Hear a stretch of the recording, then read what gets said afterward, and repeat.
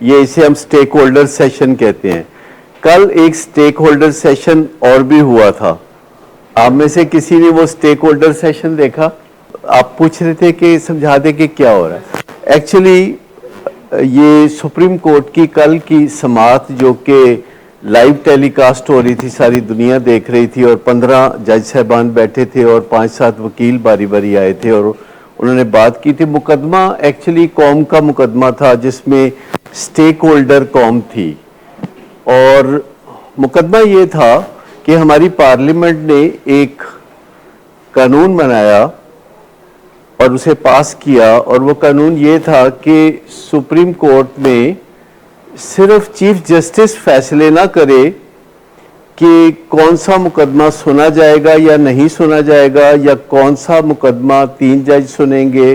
یا 5 جج سنیں گے یا کون سے جج سنیں گے، بلکہ چیف جسٹس اور دوسرے اور تیسرے نمبر پہ جو سینیارٹی کے اعتبار سے ہے، جنہوں نے بعد میں چیف جسٹس بننا ہے، وہ مل کے فیصلہ کریں گے.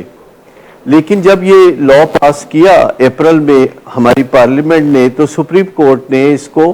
روک دیا، سسپینڈ کر دیا اور حکم امتناعی دے دیا، اور اس کے بعد کوئی ہیئرنگ نہیں کی.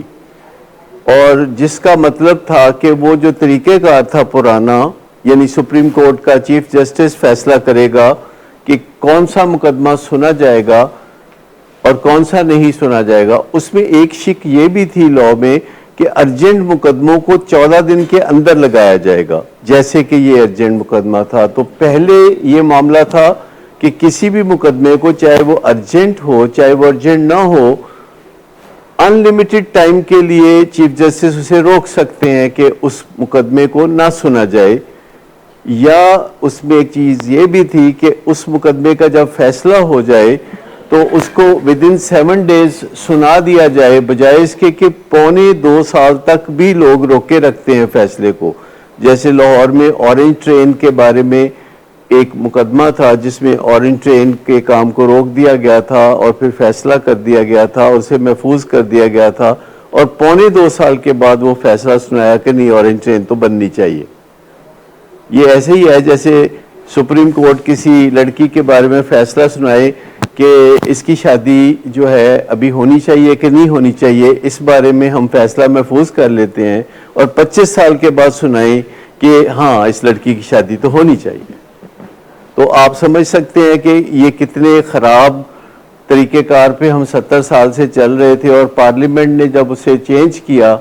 تو انہوں نے اس کو سسپینڈ کر کے امتناعی دے دیا. اچھا، اب اس میں سٹیک ہولڈرز کون تھے؟ ایک تو چیف جسٹس جو کہ خود کہہ رہے تھے کہ مجھے ایسی پاور نہیں چاہیے، جو نئے چیف جسٹس ہے وہ کہہ رہے تھے کہ مجھے یہ پاور چاہیے نہیں کہ میں اکیلے فیصلے کروں، اور میں نہیں چاہتا کہ کچھ ججوں کو میں فارغ بٹھائے رکھوں اور کچھ ججوں سے میں کام لوں، کیونکہ ان کو خود 6 مہینے تک فارغ بٹھایا گیا اور پچھلے 4-5 سال میں ان سے کوئی خاطر خواہ کام نہیں لیا گیا تھا جب تک کہ وہ چیف جسٹس نہیں بنے. تو انہوں نے پاور اپنے ہاتھ میں پکڑنے کی بجائے فوری طور پر کل سے پریکٹس شروع کر دی کہ جو دوسرے نمبر کے سینئر جج ہیں اور جو تیسرے نمبر کے سینئر جج ہیں ان کو ساتھ ملا کے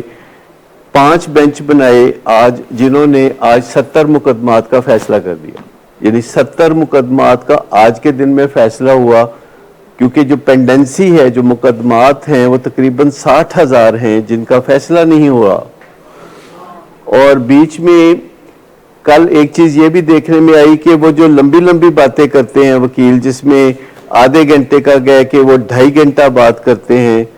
اور پھر بے معنی باتیں کرتے ہیں، تو وہ ان کو روک رہے تھے کہ جامع بات کریں، مختصر بات کریں، اگر کوئی لمبی بات ہے تو لکھ کے دے دیں، ہم پڑھ لیں گے، لیکن عدالت کا ٹائم ضائع نہ کیا جائے. تو وہ، لیکن میں جو آپ کو دکھا رہا تھا وہ تو میں ان کے سوال کا جواب دے رہا تھا کہ ہو کیا رہا تھا، لیکن میں بتا رہا تھا کہ یہ ہوتا ہے سٹیک ہولڈر سیشن. سٹیک ہولڈر سیشن جس میں تمام لوگ جن کا نفع نقصان داؤ پہ لگا ہوتا ہے وہ بیٹھ کے بات کرتے ہیں آپس میں. لیکن آپ نے ایک چیز نوٹ کی کہ ابھی وہ پہلا موقع تھا 70 سال میں. دنیا کے دوسرے ملکوں میں سپریم کورٹ کی اور ہائی کورٹ کی کارروائی بعض اوقات نشر ہوتی ہے اگر عوامی دلچسپی کے مقدمات ہوں، لیکن ہمارے یہاں بھی اسٹیک ہولڈر سیشن ہوتا ہے جس میں اسٹیک ہولڈرز بیٹھتے ہیں, پیشنٹ اسٹیک ہولڈرز ہیں, والدین اسٹیک ہولڈرز ہیں, ہم اسٹیک ہولڈرز ہیں, اور سب مل کے چونکہ کام کرتے ہیں تو اس کام کی کامیابی یا ناکامی سے سب کو یا تو چوٹ پہنچتی ہے یا فائدہ پہنچتا ہے. لیکن عام طور پر دنیا میں اس طرح کا اسٹیک ہولڈرز کام نہیں کیا جاتا. آخر 70 سال میں پہلی دفعہ کیوں اتنی کسی نے کرج کی کہ انہوں نے اسٹیک ہولڈر سیشن کی طرح سپریم کورٹ کی کارروائی کو چلایا, ٹرانسپیرنسی کے لیے, تاکہ پتہ چلے کہ کون سا بندہ کون سے ریڈیو اسٹیشن سے بولتا ہے اور کون سا وکیل جو ہے وہ کتنا قابل ہے اور کون سا جج جو ہے اس کی نیت کیا ہے. تو پنچایت جب دیکھتی ہے, ساری دنیا پنچایت تھی, کیونکہ ہمیشہ سے کورٹ آف لا کے 3 حصے ہوتے ہیں. ایک جو مدعی ہوتا ہے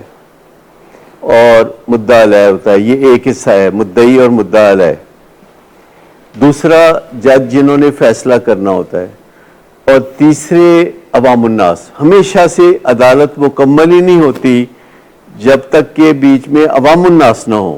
یہ انگریز کا جو نظام ہے, جو جوڈیشری آپ کے سامنے ہے, اس کا ایک امپورٹنٹ حصہ ہے کہ ہر عدالت میں رسمی ہی صحیح چند سیٹیں عوام الناس کے لیے ضرور لگائی جاتی ہیں. میں 2012 اور 13 میں ریگولرلی لاہور ہائی کورٹ میں جمعے کے دن جایا کرتا تھا اور 4-5 گھنٹے میں وہاں گزارتا تھا, اور مختلف جج صاحبان کے کورٹس میں بیٹھ کے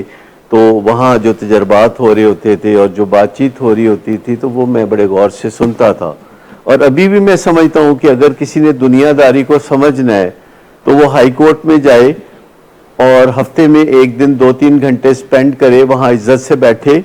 اور دیکھے کہ حقیقی دنیاوی معاملات کو کیسے نپٹایا جاتا ہے. کیسے ایک طرف مدعی بھائی ہوتا ہے تو مدعا علیہ بھی بھائی ہوتا ہے, دونوں کے وکیل ہوتے ہیں جن کا آپس میں کوئی رشتہ نہیں ہوتا, اور ایک جج ہوتا ہے جس نے کوئک فیصلے کرنے ہوتے ہیں, اور 1 گھنٹے میں بعض اوقات 8-9 مقدمے وہ ہائی کورٹ میں نپٹا دیتے ہیں, کیونکہ مقدمات کی نوعیت ایسی ہوتی ہے کہ جج کے پاس پہلے فائل ہوتی ہے اور وہ اس کو پڑھ کے آتا ہے اور اس کے مطابق اس نے فیصلہ کرنا ہوتا ہے.